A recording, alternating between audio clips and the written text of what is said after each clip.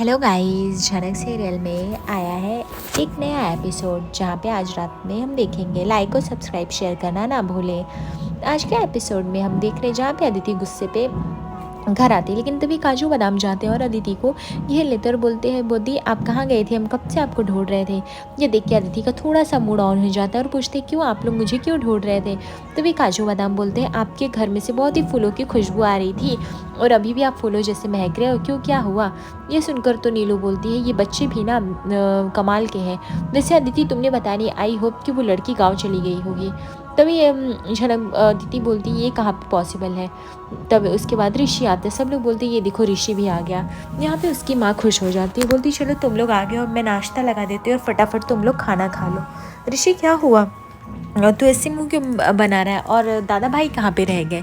तभी यहाँ पे अदिति बताती है कि वो झनक को साथ में लेके आ रहे हैं। यह देखकर तो झनक के बाबा का भी ऋषि के बाबा का मूड ऑफ हो जाता है और वो बोलते हैं दादा भाई कब समझेंगे। चलो मान लिया वो लड़की थोड़ी बहुत अच्छी है, कुछ एहसान की, लेकिन इसका मतलब अपने घर के रिश्तों को तो नहीं तोड़ सकते ना।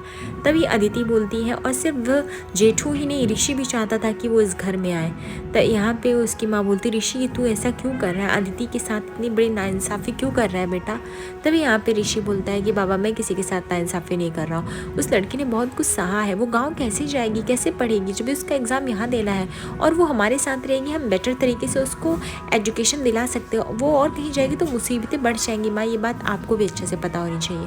तभी यहाँ पे उसकी माँ कहती है तूने यही डिसाइड कर लिया है, तू अपने रिश्ते का खुद गला घोटने पे लगा हुआ है। तभी यहाँ पे ऋषि बोलता है अदिति आई डोंट अंडरस्टैंड कि तुम ये सब ऐसा बिहेव क्यों कर रहे हो। तभी अदिति बोलती काम करो, मैं ना अपने बाबा के घर चली जाती हूँ, जब ये सब सॉर्ट हो जाएगा तब मैं आ जाऊँगी।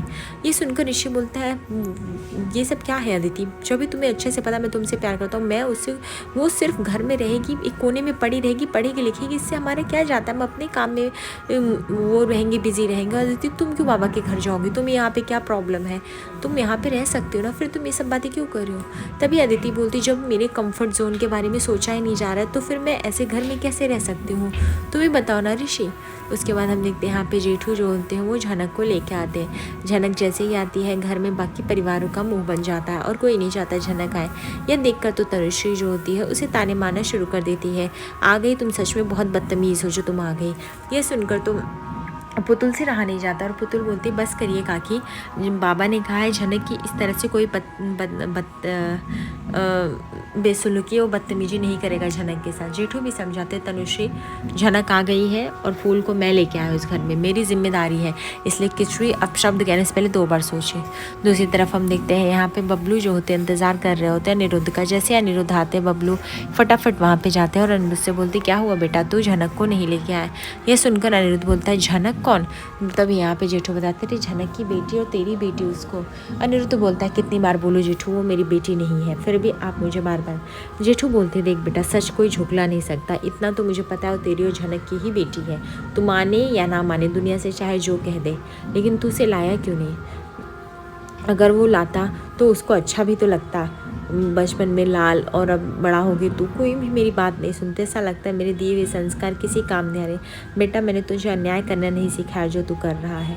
दूसरी तरफ हम देखते हैं कि यहाँ पे अदिति बोलती हाँ झनक को कोई कुछ नहीं बोलेगा क्योंकि अब जेठू ने जिम्मेदारी ले ली है। तभी जेठू बोलती एक घर मेरा है, यहाँ पे फैसला मैं लूँगा कोई और नहीं। तभी अदिति बोलती सही बात है, घर में बाकी लोग चाहे जैसे रह रहे हों, वो क्या चाहते हैं, उनका कंफर्ट जोन क्या है, इससे क्या ही फ़र्क पड़ता है ना जेठू, आपका घर है इसलिए आप जैसा चाहेंगे वैसा चलेगा, तो इसका मतलब हम सब घर छोड़ के चले जाएं। ये सुनकर जेठू बोलते हैं देखो अदिति तुम इस घर की लक्ष्मी हो, तुम इस तरह से घर छोड़ के क्यों जाओगी। और रही बात फूल की, तो फूल को मैं अपनी जिम्मेदारी पे लाया हूँ और वो यहाँ पे रह सकती है। तभी यहाँ पे अदिति बोलती है कि ये तो कुछ भी कर सकती है। ये सुनकर तो झनक को गुस्सा आने लगता है, बोलती बस करिए अदिति दीदी, आप बार बार मेरे मान सम्मान पे उंगली क्यों उठाती रहती, जब देखिए तो मुझे अपमानित करती रहती है, आखिर मैंने ऐसा क्या बिगाड़ दिया है आपका जिसकी वजह से आप मुझसे इतना गुस्सा करती रहती। अदिति बोलती हाउ डेयर शी, देखा ऋषि कैसे मुझसे बात कर रही है, ये अपने मान सम्मान की बात कर रही हो, और मान सम्मान क्या होता है ज़रा बताओगी, जो तुम मेरे बाबा को अपना बाबा बोल रही हो सम्मान की बात है, तुम आके मेरे हस्बैंड को छीन लेते हुए सम्मान की बात है।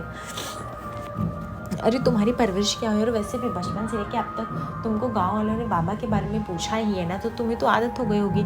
तब तुम्हें नहीं लगा कि तुम कभी जलील हो रही हो? जैसे हम कुछ कह देते तुम्हें फटाक से लग जाता है तुम जलील हो रही हो। या हमसे गेम खेलना बंद करो। नीलू बोलती सही कह रही हो अदिति, इसको तो यही सब तो आती है, प्लॉटिंग और फ्रेमिंग। बाबा को भी यही कह के फंसा के इस घर में आ गई है और अब ऐसे एक्टिंग कर रही है जैसे कि कुछ पता ही नहीं है। इन जैसी लड़कियों को तो हम अच्छे से जानते हैं कि ये क्या चाहती है। यह सुनकर तो ऋषि की माँ बोलती है, और सच में कितनी बदतमीज़ है जो आ गई है, ये नहीं कि अपने गांव चली जाती, हमारे बहू बेटे को तो चैन से रहने देती हो। दादा भाई आप ये सब क्या कर रहे हैं? क्यों आप ऋषि और अदिति की ज़िंदगी तबाह करने पे तुले हुए हैं? तभी यहाँ पे पुतुल बोलती है कि कोई किसी की ज़िंदगी नहीं उथल पुथल कर रहा है, वो एक कोने में पड़ी रहेगी, इससे अदिति का क्या लेना देना रहेगा। तभी अदिति बोलती है कि पुतुल दीदी आप रहने दीजिए, आपसे खुद का घर तो संभला नहीं और मेरे घर में आग लगाना बंद कीजिए। ये सुनकर ऋषि जो होता है अदिति को चुप करा रहा होता है। अर्शी जो होती है वो तुरंत आती है जेठू और अनिरुद्ध की बातों में टांग लड़ाने के लिए और बोलती है, अनी ये तुमसे क्या कह रहे थे, कौन सी लड़की को अपनाने का, आप मेरे पति को क्या भड़काते रहते हैं। तभी यहाँ पे जेठू बोलते हैं, मैं अनी से बात कर रहा हूँ, मुझे तुमसे बात नहीं करनी है अर्शी माँ।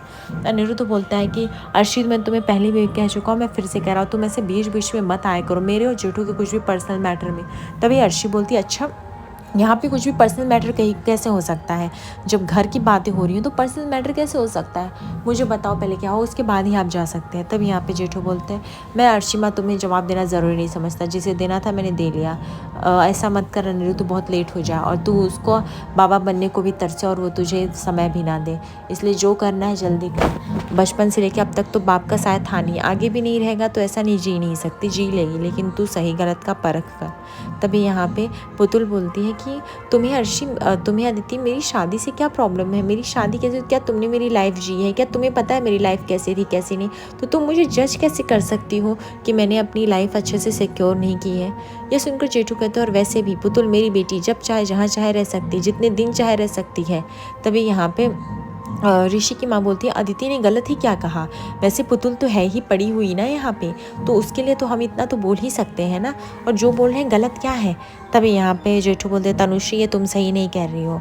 यहाँ पे ऋषि के भी पापा स्टैंड लेते दिखाई देते और बोलते हैं कि जेठू अगर तनुश्री कुछ भी गलत नहीं कह रही, वो सिर्फ अपने बेटे बहू की ज़िंदगी बचाने के बारे में सोच रही है, इसमें कुछ भी गलत नहीं कह रही है, और पुतुल उस चीज़ों के अगेंस्ट जा रही है, तो इसलिए तनुश्री बोल ही सकती है, एक माँ अपने बच्चे की शादी बचाने के लिए कुछ भी कर सकती है। तभी जेठू बोलते हैं, अच्छा तो मतलब तुम लोग आज तक जिसे अपने घर में लेके आए रखे, मैंने कभी कुछ बोला कि तुम इसको मत रखो उसको मत रखो? फिर मैं जिसको लेके आना चाहता हूँ रखना चाहता हूँ, फिर तुम लोगों को उससे इतना प्रॉब्लम क्यों हो जाता है?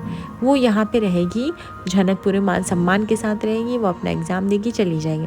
तभी यहाँ पे बड़ो माँ बोलती है, झनक जब तुम पहली बार आई ऐसा नहीं हम तुमसे नफरत करते, हम सब ने पसंद किया, हम सब तुम्हें प्यार भी करने लगे, अपनाने भी लगे, लेकिन जैसे ही तुम्हारी सच्चाई हमें पता चली हमारी पसंद नापसंद में बदल गई। कभी तुमने सोचा ऐसा क्यों हुआ? क्या हमने तुम्हें नफ़रत किया था शुरू से, लेकिन तुम्हारे कामों की वजह से हमें नफ़रत तुमसे करना पड़ा, ये तुम्हारी सच्चाई थी। तभी झनक बोलते हैं, काकि एक ऐसी चीज़ के लिए आप लोग मुझे बोल रहे हो जो चीज़ मैंने कभी की ही नहीं। तभी यहाँ पे अदिति बोलती है, रियली तुमने किया नहीं है? जितनी शातिर तरीके से तुम गांव भी जा सकती थी, लेकिन तुम्हें अच्छा मौका मिल गया, इसलिए तुम क्यों जाती यहाँ पे? तभी यहाँ पे ऋषि बोलता है, अदिति कम ऑन यार, तुम कितना बोलोगी, जस्ट स्टॉप इट ना।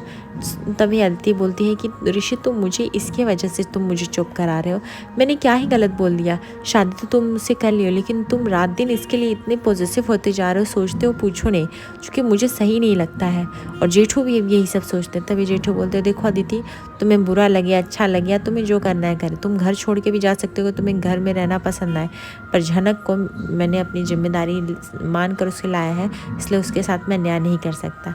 तभी अदिति बोलती, हाँ सही बोल रहे हो जेठू, अब अन्याय नहीं कर सकते, अन्याय तो मेरे साथ होगा, शादी करके मैं आई हूँ ना पति साथ दे रहे हैं ससुराल वाले, क्योंकि जिसे जो करना है करो, हर बात पे सिर्फ यही धमकी घर छोड़ के जा सकती हो, शायद मुझे लगता है मुझे घर छोड़ के चले जाना चाहिए तभी सही रहे।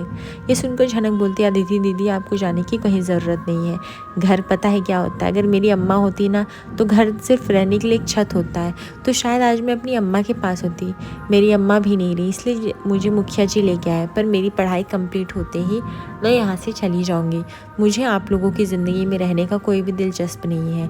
बस ये है कि आप मुझे बातों बातों पे जलील मत कीजिए। मैं यहाँ पे अपनी मर्ज़ी से नहीं आई हूँ, मुझे मुखिया जी लेके आए।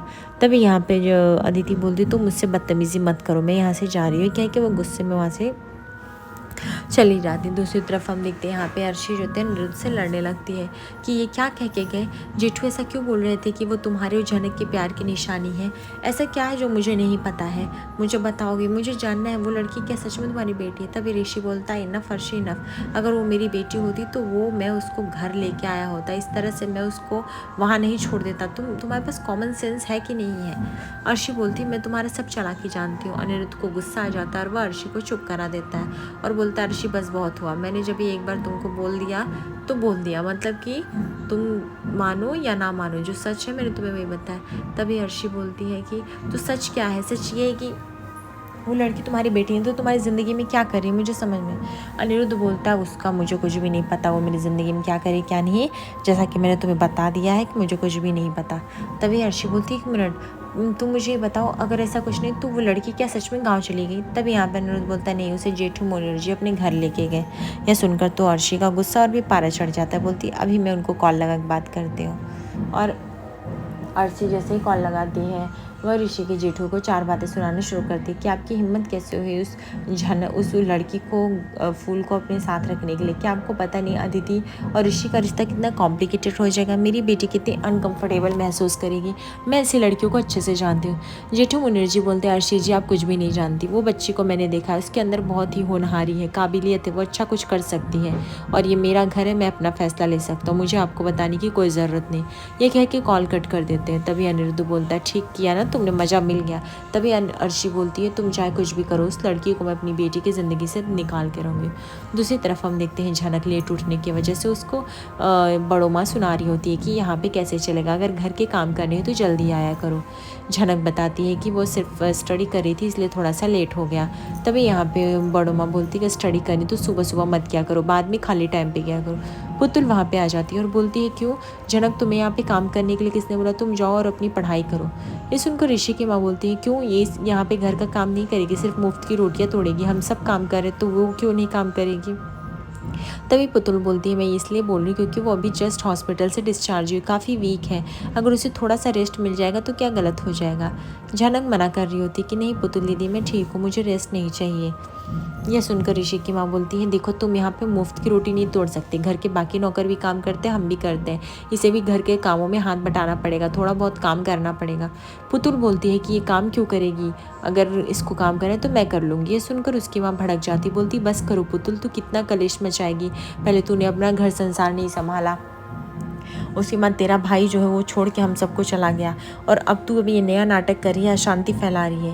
ये सुनकर नीलू बोलती है और वैसे भी मुझे एक बात नहीं समझ में आती, तू पुतुल इसे सपोर्ट क्यों कर रही है, क्यों, इसलिए क्योंकि तुझे भी अच्छा लग रहा है कि ऋषि और अदिति का घर एक बार तबाह हो जाएगा तो तुझे लगेगा कि तेरे जैसा सब कुछ चल रहा है। तेरी सोच कितनी छोटी हो गई पुतुल, तू सच में डिफ्रेंशिएट नहीं कर पा रही। तभी पुतुल बोलती है कि आपने मेरी ज़िंदगी जी है जो आप मुझे बताएंगे सही गलत। ये सुनकर उसकी माँ बोलती है कि पुतुल किसी को तुम्हारी ज़िंदगी ना मिले तो बढ़िया और ना ही किसी को जीनी है, पर जो तू कर रही है वो बहुत गलत कर रही है, ठीक है। बार बार एक ही चीज़, घर के और काम तो करती नहीं है, घर के लोगों को समझना नहीं है, घर के खिलाफ जाके जो कर सकती है वो करती है, अपने बाबा को बढ़ावा देती है, इस लड़की को बढ़ावा देती है। मुझे तो यही नहीं समझ में आता है कि सब किस चीज़ की सज़ा मिल रही है मुझे। जैसे ही झनक को शांत करने की कोशिश करती है वहाँ पे उसकी बड़ो माँ बोलती है तुम शांत रहो। आगे एपिसोड पे बने रहे दर्शकों।